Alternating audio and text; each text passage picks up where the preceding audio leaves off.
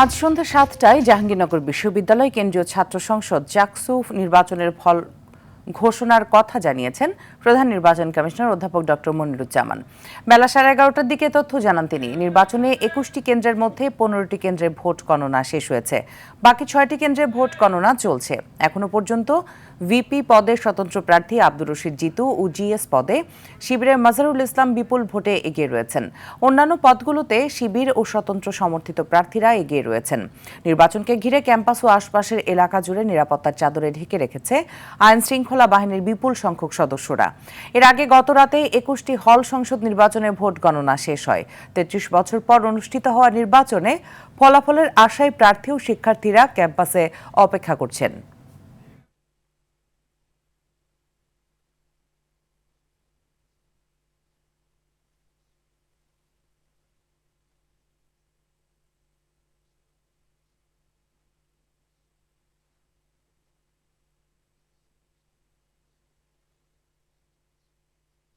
পনেরোটি হলের ভোট গণনা সমাপ্ত করতে পেরেছি।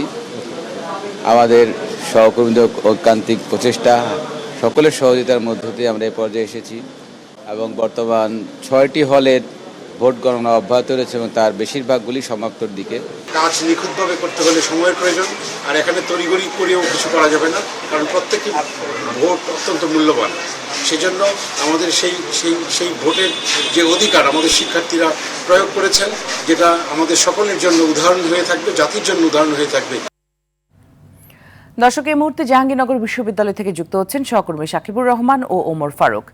সাকিব, শুরুতেই যাচ্ছি আপনার কাছে। ভোটের ফলাফলের সর্বশেষ কি তথ্য আছে আপনার কাছে?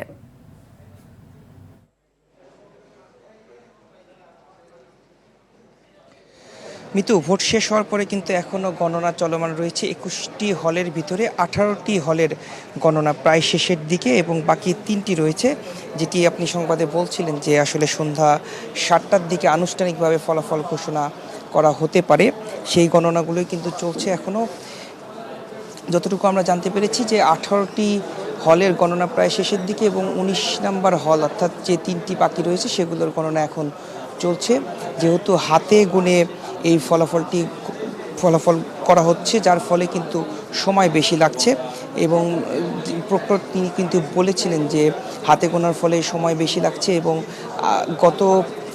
কালকেও সারাদিন ভর এই ভোট গণনা হয়েছে।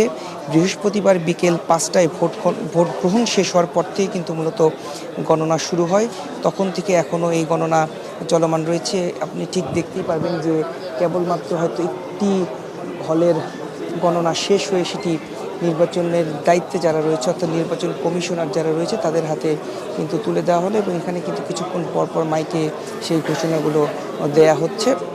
এবং সব মিলিয়ে বলা চলে যে যেহেতু হাতে গুনে হচ্ছে সেক্ষেত্রে সময়টা বেশি লাগছে এবং মানুষজন এবং যারা ভোটার, যারা বিশেষ করে প্রার্থী রয়েছেন, শিক্ষার্থী রয়েছেন, তারা কিন্তু অধীর আগ্রহে অপেক্ষা করছে যে আসলে কখন এটি শেষ হবে এবং ঘোষণা করা হবে। সেই অপেক্ষাতেই তারা রয়েছে এবং সেই অপেক্ষার প্রহর হয়তো বা সন্ধে নাগাদ শেষ হবে এবং সন্ধ্যায় যখন শেষ হবে তখন আমরা দর্শকদের মাধ্যমে জানিয়ে দিতে পারবো আসলে হল সংসদে কারা নির্বাচিত হলেন, কেন্দ্রীয় সংসদে কারা নির্বাচিত হলেন। মূলত এখানে কেন্দ্রীয়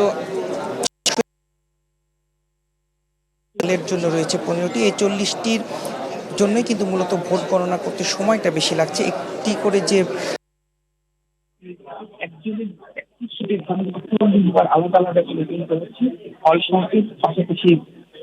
পাশাপাশি তাদের যে কেন্দ্রীয় সংসদ, এই কারণে মূলত সময়গুলো বেশি লাগছে। তো এই ছিল আমার কাছে সর্বশেষ। আমাদের আরেক সহকর্মী ওমর ফারুক তিনি রয়েছেন, তিনি জানাবেন বাকি অংশটুকু। ওমর ফারুক। সাকিব, আপনাকে ধন্যবাদ। আমি এই মুহূর্তে রয়েছি চীনের ভবনের বাহিরে। আর ভাই থেকে আমি আপনাদের জানিয়ে রাখছি যে দীর্ঘ 33 বছর পর যে নির্বাচন অনুষ্ঠিত হয়েছে সেই নির্বাচনের ফলাফল নিয়ে কিন্তু একটু জটিলতা চলছে।